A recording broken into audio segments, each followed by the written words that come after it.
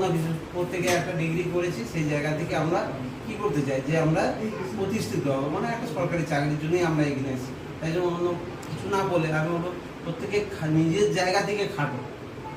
তুমি খাটতে খাটতে যখন দেখবে তোমার দেয়ালে নিজের পিঠ থেকে গেছে, মানে আর পেছানোর জায়গা নেই, তখনই কিন্তু তুমি সামনে এগিয়ে আসবে। তখনই দেখবে এক একটা করে চাকরি, তখনই মানে একটার পর একটা পরীক্ষা পাস করবে। তুমি ভাববে না যে একটা পাস করে গেছি আর পরেরগুলো পাস ভাবো, তোমার কিন্তু রেডি হওনি তুমি। মানে যতক্ষণ না তুমি পেছাতে পেছাতে মানে রেডি হতে হতে দেয়ালে, আমরা বলে না এটা দেয়ালে পিঠ থেকে গেছে, তারপরে আর যাওয়ার জায়গা নেই, সেরকম দেয়ালে পিঠ থেকে যাওয়ার মতো একটা পর্যায়ে আসতো। মানে সমস্ত কিছু রেডি করে নিতে হবে, তারপরে দেখবে একটা যখন পাস করবে ধীরে ধীরে একটার পর দুটো তিনটে এইভাবে পাস করতে হবে। ভাইবা কাটতে পারো, 2-3টা 4টা ভাইবা কাটতে পারো, কিন্তু তুমি যদি এর প্রিপারেশনটা যদি ঠিক হয়ে যায় না, ওটা ভাই কাটবে, এটা নয় ওটা, ওটা নয় ওটা, ঠিক কিন্তু হয়ে যাবে। আমি বলবো প্রত্যেকে নিজের জায়গা থেকে, প্রত্যেকে আমার মানে আমাদের যে বুদ্ধি আছে সেটা প্রত্যেকের জায়গা থেকে আলাদা, কাকু কম খাটতে হবে, কাকু বেশি খাটতে হবে, ঠিক আছে? বলে না যে লোহাকে যত বা সোনাকে যত বুঝবে ততই চকচক করবে, সেই জায়গাটা আমি বলবো নিজেদেরকে সেই পালিশ করো বেশি করে। আমাদের মানে আমরা বাঙালি বা সাধারণ আমরা যারা মধ্যবিত্ত, আমাদের ইংরেজিটা দুর্বল থাকে, অঙ্কটা দুর্বল থাকে, যার যেটা দুর্বল সেইটাকে তো অবশ্যই গুরুত্ব দিতে হবে। তবে হ্যাঁ, তার সঙ্গে সঙ্গে যেগুলো ভালোবাসে সেগুলোও করতে হবে, ঠিক আছে? প্রত্যেকটা সাবজেক্টে কিন্তু যারা কমেন্টে আছো তারা প্রত্যেকটা সাবজেক্টে কিন্তু নজর দিতে হবে। যে ধরনের নলেজ থেকে, জিআই থেকে, মানে জিকে থেকে শুরু করে, মানে আমাদের হচ্ছে কারেন্ট অ্যাফেয়ার্স থেকে শুরু করে, তার সঙ্গে ম্যাথ ইংলিশ তো আছে, এগুলো প্রত্যেকটাই কিন্তু আমাদেরকে জোর দিতে হবে। তোমরা যতক্ষণ মানে আর সবচেয়ে লাস্টে এটাই বলবো, যে যার জায়গা থেকে তোমরা খাটছো, বেশি কাকু সময় বেশি দিতে হবে, কেউ কম দিলেও হবে, তো যে যার জায়গা থেকে খাটতে থাকো। এবং সর্বোপরি যতক্ষণ না মানে হচ্ছে ততক্ষণ কিন্তু লেগে থাকবে, ভাবে আর হবে না আর হবে না বলে ছেড়ে যাবে না, ভাবে যে আর একটু গেলে, আমরা অনেক ভিডিওতে দেখবে যে হিরে, কয়লার মধ্যে হিরে আছে, হিরেটা কোথায় আছে খুঁজে পায় না। অনেকে কি করছে, একটু মানে মানে কুপাতে সে কি করছে, হিরের কাছে গেছে যে আর হবে না, তাই তো, যে সে ছেড়ে চলে, কিন্তু আরেকটু গেলেই কিন্তু হয়ে যেত। সেই রকম আমরাও জানি না যে আমরা কোন পজিশনে দাঁড়িয়ে আছি, সেই জায়গাটা বলবো যে সেই হীরা খুঁজার মতো আমাদেরকে এখনো এমনিতেই আমাদের রাজ্য সরকার হোক কেন্দ্র সরকার, চাকরি একটা দুর্মূল্যের ব্যাপার হয়ে গেছে, সেই জায়গা থেকে আমাদের হীরা খুঁজার মতো খুঁজতে হবে, ঠিক আছে?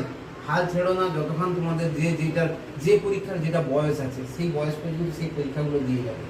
বয়স যতদিন আছে দিতে থাকো। হ্যাঁ, বাড়ির কাজও করতে হবে, অন্যান্য চাপও থাকবে, সেগুলো নিয়েই কিন্তু করতে হবে, ঠিক আছে? সেই জন্য বলে হাল ছাড়বে না, ওই হীরা খুঁজার মতো কিন্তু খুঁজতে হবে, যতক্ষণ না পাবে ততক্ষণ কিন্তু এগিয়ে যাবে, ঠিক আছে? হয়তো তুমি যখনই ছাড়ছো তারপরেই হয়তো একটা পরীক্ষা দিলে হবে, কিন্তু সেইটা কোনটা সেটা কিন্তু তুমিও জানো না, আমিও জানো। তো এটাই বলবো যে চেষ্টা করে যাবে, হবেই, এটা আমাদেরকে রাখতে যে আমি পারবোই, অন্যান্যরা পারছে আমার চেয়ে, দেখতেই পাবে যে খারাপ ভালো সব রকমের ছেলে পায় চাকরি, কিন্তু যে ফার্স্ট পাওয়া হয় সেই নয়, সবাই মানে জেনারেল মানে মোটামুটি ক্যাটাগরির ছেলেরা কিন্তু চাকরি পায়, যে লেগে থাকবে সেই পাবে।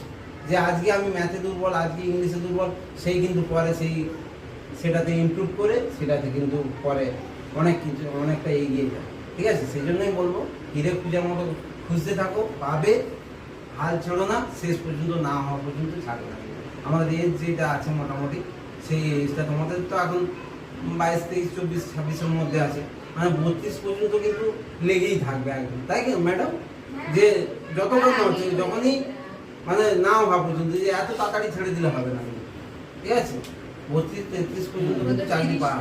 হ্যাঁ, কেননা এই সময়টা তোমরা যত এগিয়ে যাবে তত তোমরা পোক্ত হতে থাকবে, জেনারেল নলেজের ভান্ডারটা বাড়তে থাকবে তোমার ধীরে ধীরে। যে একজন নতুন পরীক্ষা দিচ্ছে, তুমি যদি 10 বছর প্র্যাকটিস করে থাকো, তাহলে সেই জায়গাটা থেকে তোমার অনেকটা হয়ে আছে, তোমার 60% হয়ে আছে, আর 40% করতে হবে, 70% হয়েছে, 30%, কিন্তু যে প্রথম দিকে উঠছে তাকে 100%ই কভার করতে হবে, তাই তো ম্যাডাম? যে প্রথম তোমার সঙ্গে আবার তুমি কোনো কোচিংয়ে ভর্তি হলো, সে প্রথম ভর্তি হয়েছে, তুমি 5 বছর করছো, তার মানে তোমার 50% হয়ে আছে, তোমাকে আর 50 করতে হবে, আর সে তাকে 100% কভার করে সে চাকরি পাবে।